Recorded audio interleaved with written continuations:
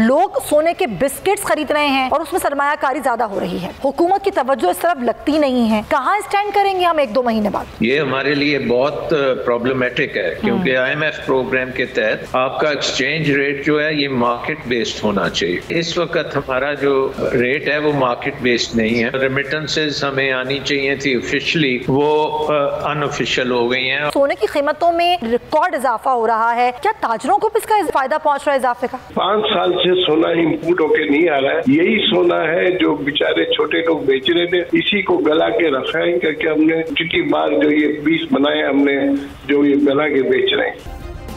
Subscribe करें और bell दबाएं ताकि कोई खबर रह न जाए।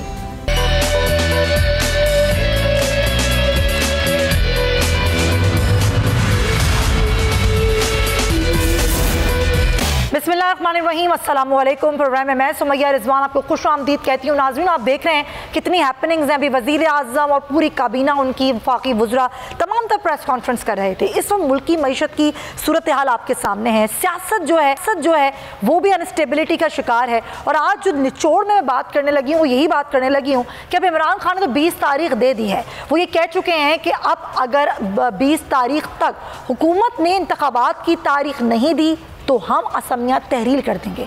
उसके बाद क्या होगा? अगर उसके बाद भी हुकूमत अपनी ज़िद को बरकरार रखती है और तारीख का ऐलान नहीं किया जाता, तो ये जो मुल्क की मईशत की सूरत हाल है और जिस तरीके से रोज़ाना मुल्क जो है डिफ़ॉल्ट रिस्क की तरफ बढ़ रहा है, क्या हुकूमत की तवज्जो इस तरफ है?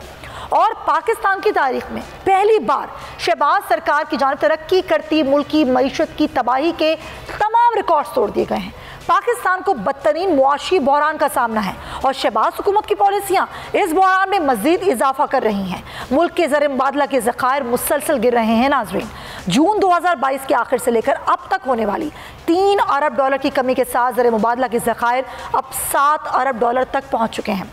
ज़खायर की मौजूदा सतह सिर्फ 1 माह की दरामदी ज़रूरियात को पूरा कर सकती है। इत्तेहादी हुकूमत अपने बड़े बड़े दावों के बावजूद बरामदात बढ़ाने में भी नाकाम हो चुकी है। इदारा शुमारियात के आदाद शुमार ये कहते हैं कि नवंबर में सालाना बुनियाद पर बरामदात 18.34% कम हो चुकी हैं। जुलाई से नवंबर बरामदात $11 अरब 93 करोड़ 20 लाख रिकॉर्ड की गई, जबकि गुज़िश्ता बरस इसी अरसे में बरामदात का हुजम जो था वो 12 अरब 36 करोड़ 20 लाख रुपए था। और माहिर मौशियात डॉक्टर हफीज़ पाशा के मुताबिक ऐसा लगता है कि मुल्की तरसीलात ज़र का रुख हवाला की जाने मोड़ दिया गया है, क्योंकि नवंबर 2022 में तरसीलात ज़र में 16% तक कमी वाक़ हो गई है। अगर ये सिलसिला जारी रहता है या इससे भी ज़्यादा ख़राबी की तरफ जाता है तो 2022-23 के आखिर में तरसीलात ज़र में 3.5 से $4 अरब की मज़ीद कमी भी हो सकती है। और पाकिस्तान में महंगाई की 25% के करीब शरह को आप पहुँच जाना हुकूमत की लम्हा फ़िक्रिया होना चाहिए, जो कि नज़र नहीं आता। जबकि आलमी सतह पर अफरात ज़र की शरह 6 से 8% है। नतीजतन रुपये का हकीकी मौसर शरह मुबादला इंडेक्स जो कि जून में 94 था, वो अक्टूबर तक 6% से ज़ायद बढ़कर अब 100 से भी ऊपर चला गया है। नाज़रीन, इस वक्त पाकिस्तान में सोने की कीमत भी तारीख की बुलंद तरीन सतह पर पहुँच गई है। पाकिस्तान में महंगाई की बढ़ती हुई शरह की वजह से सोने के जेवरात या सोने के बिस्किट्स की तलब में हम देख रहे हैं कि वो तो कमी है, लेकिन लोग सोने के बिस्किट्स ख़रीद रहे हैं, सोने की ईंटें जिसे कहते हैं वो ख़रीद रहे हैं और उसमें सरमायाकारी ज़्यादा हो रही है, जिसकी वजह से मुल्क में सोने की कीमत में हालिया महीनों में बहुत ज़्यादा इजाफा देखने में आया और सोने की कीमत 1,65,000 रुपये तक पहुँच गई, जो कि इससे पहले हमने कभी नहीं देखी थी। इस करेंगे, लेकिन जो मुल्क की मईशत की सूरत हाल है उस पर हमने बात करने की दावत दी है। साबिक़ वज़ीर ख़ज़ाना है, माहिर माशियात डॉक्टर सलमान शाह साहब। डॉक्टर साहब, बहुत शुक्रिया।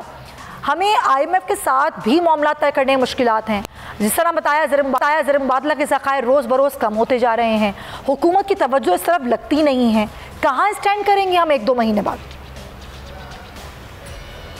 लेकिन ये तो सरासर जो भी आपने बात की है ना कि ऑफिशियल रेट जो है बैंकिंग चैनल्स का और हवाला रेट में जो इतना बड़ा डिफरेंस आ गया, ये हमारे लिए बहुत प्रॉब्लमेटिक है, क्योंकि IMF प्रोग्राम के तहत आपका एक्सचेंज रेट जो है ये मार्केट बेस्ड होना चाहिए। बिल्कुल। इसका मतलब है कि इस वक्त हमारा जो रेट है वो मार्केट बेस्ड नहीं है और मार्केट बेस्ड जो है वो हवाला रेट के करीब है। उसका नतीजा ये हो रहा है कि जो रेमिटेंसेस हमें आनी चाहिए थी ऑफिशियली, वो अनऑफिशियल हो गई हैं और वो हमारे रिजर्व्स में उनकी कंट्रीब्यूशन नहीं होगी। इसी तरह हमारे जो एक्सपोर्टर्स हैं वो डिले करेंगे, वो ओवर इन्वॉइसिंग, अंडर इन्वॉइसिंग की गेम दोबारा से शुरू हो जाएगी, स्मगलिंग की प्रॉब्लम्स आ जाएंगी। तो रेट को क्योंकि आपने रोक दिया है एडजस्ट करने से, तो एकदम सारी प्रॉब्लम्स आपके सामने आनी शुरू हो गई हैं।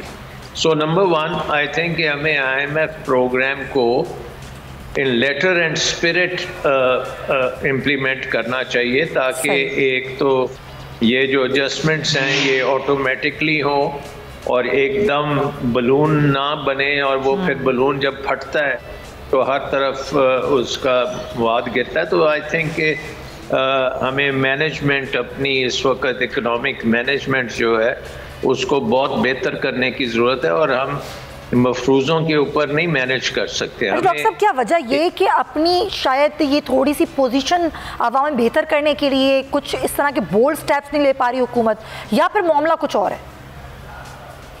आई थिंक एक तो कैपेसिटी के इश्यूज डेफिनेटली हैं, क्योंकि जो एटीट्यूड है वो ये है कि हम बगैर इकोनॉमिक एडजस्टमेंट्स, बगैर इकोनॉमिक रिफॉर्म्स के सब कुछ ठीक कर लेंगे और हम इस मुश्किल हालात से निकल आएंगे। ये एटीट्यूड जो है ये दुरुस्त नहीं है, ये ऑटोमेटिकली नहीं होगा।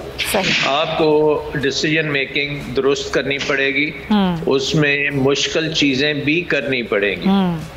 अब आप देखें कि आपका बजटरी खसारा जो है वो भी काबू में नहीं है, अखराजात आपके बढ़ते जा रहे हैं और फजूल किस्म के अखराजात ज़्यादा बढ़ रहे हैं, और जो आपके NFC अवार्ड के तहत अखराजात होने थे वो भी नहीं आप कर रहे, सूबों को भी नहीं पैसा जा रहा। तो एक किस्म का एक एनवायरनमेंट क्रिएट हो रही है पैनिक की, तो वो मिस मैनेजमेंट की वजह से हो रही है, और आई थिंक उसको दुरुस्त करना बहुत ज़रूरी है। हमें IMF के साथ एक अच्छी रिलेशनशिप दुरुस्त कर सकते हैं। ये इतने अभी कैपेबल आपको नजर आ रहे हैं? ये कॉन्फिडेंस इनका शेक तो नहीं कर गया है? नहीं, आई थिंक इनकी कैपेबिलिटी नहीं है, क्योंकि इनका आइडिया ही नहीं है कि उन्होंने IMF प्रोग्राम करना है, क्योंकि दे बेसिकली ये समझते हैं कि हम IMF को से पैसे तो ले लेंगे लेकिन जो इकदाम करने की ज़रूरत है वो नहीं करेंगे, क्योंकि इनको आगे इलेक्शंस भी नजर आ रही हैं, तो वो अपनी इमेज भी आवाम में अच्छा रखना चाहते हैं, मगर मुश्किल फैसले लेना बड़ा ज़रूरी है। डॉक्टर साहब बहुत शुक्रिया, वक्त की कमी है, थैंक यू टाइम। एक ब्रेक लेंगे, वापस आएंगे कि जो इतना मुल्क की तारीख में सोना इतना ऊपर चला गया, क्या इसका फ़ायदा हो रहा है या फिर मार्केट को नुकसान हो रहा है? इस ब्रेक के बाद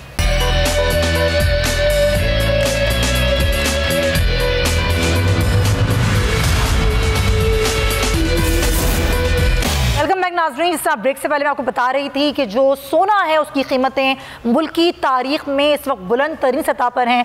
मार्केट को इससे नुकसान पहुंच रहा है या फ़ायदा पहुंच रहा है, वजूहात जानने के लिए हमने रब्ता किया। हमारे साथ मौजूद हैं हाजी हारून रशीद साहब, प्रेसिडेंट हैं all Pakistan gem and jewellers association. बहुत शुक्रिया। हाजी साहब ये बताइएगा, सोने की कीमतों में कमी और इजाफा तो हम देखते हैं नॉर्मली एक बात है, लेकिन अभी जिस तरीके से रिकॉर्ड इजाफा हो रहा है, क्या ताजरों को भी इसका जो है फ़ायदा पहुँच रहा है इजाफे का?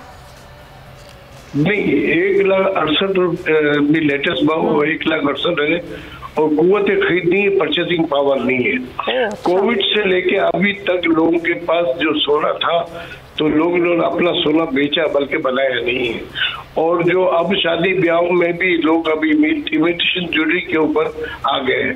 कुव्वत खरीद नहीं रही, और या तो पुराना जेवर को हल्का बना लिया उसने, उस पर इसमें अपने वेट में भी क्वालिटी में भी फर्क आ गया है। अच्छा, अब सिर्फ गोल्ड इन्वेस्टमेंट के लिए काम आ रहा है, गोल्ड जो इन्वेस्टमेंट है उसके लिए काम आ रहा है, बाकी लोकल परचेसिंग कुव्वत खरीद नहीं है। लोग अपना सोना बनाने की बजाय बेच रहे हैं, और 5 साल से सोना इंपोर्ट होके नहीं आ रहा है। यही सोना है जो बेचारे छोटे लोग बेच रहे थे, इसी को गला के रखा है करके हमने कितनी बार जो ये 20 बनाए हमने जो ये गला के बेच रहे हैं।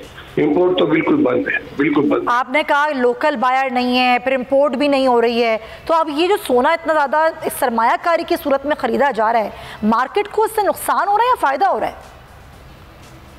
देखिए, एक वक्त था कि कारीगर तबका बड़ा खुशहाल था। हाँ। अब वो रिक्शा चलाने पे, बिरयानी चलाने पे मजबूर हो गया।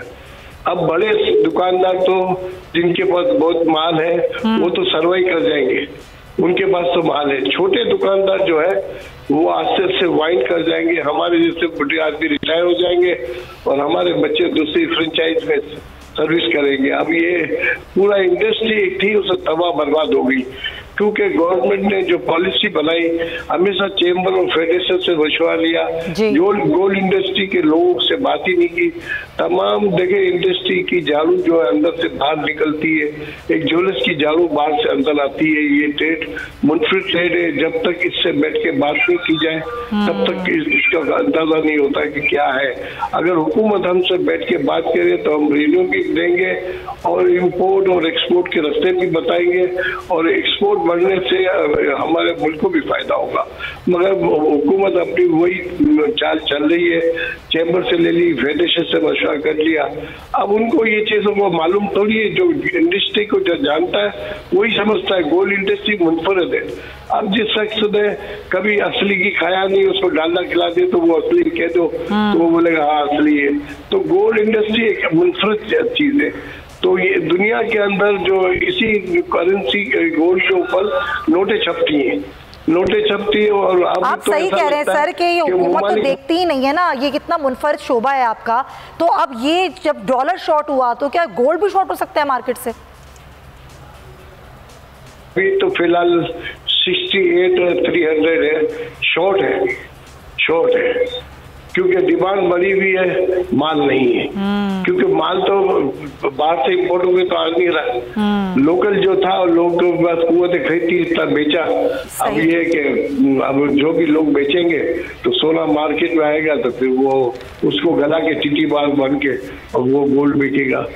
असल में हमारी हुकूमत की पॉलिसी जो है ना, पीओएस पॉलिसी भी, जीएसटी भी इन्होंने गलत पॉलिसी लगाई है। पहले 1000 स्क्वायर फीट पे वो लगाया हुआ था, अब 300 स्क्वायर फीट कर दिया।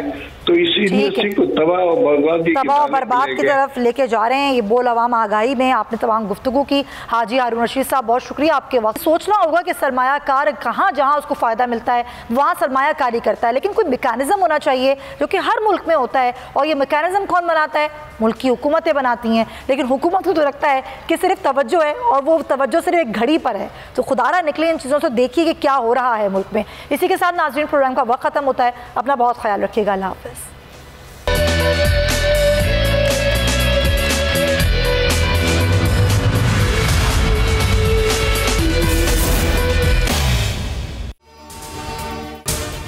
अगर आपको ये वीडियो पसंद आई है तो सब्सक्राइब करें और बेल आइकन पर क्लिक करें।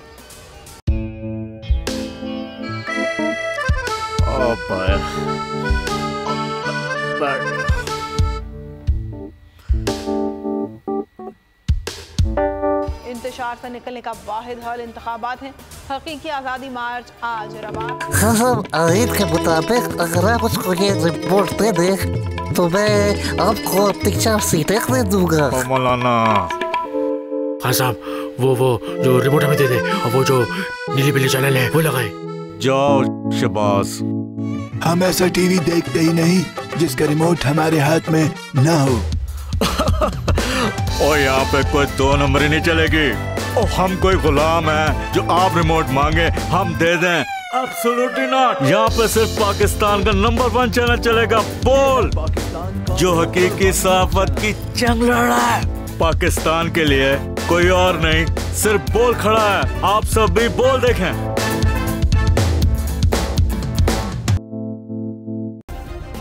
सब्सक्राइब करें और बेल दबाएं ताकि कोई खबर रह न जाए।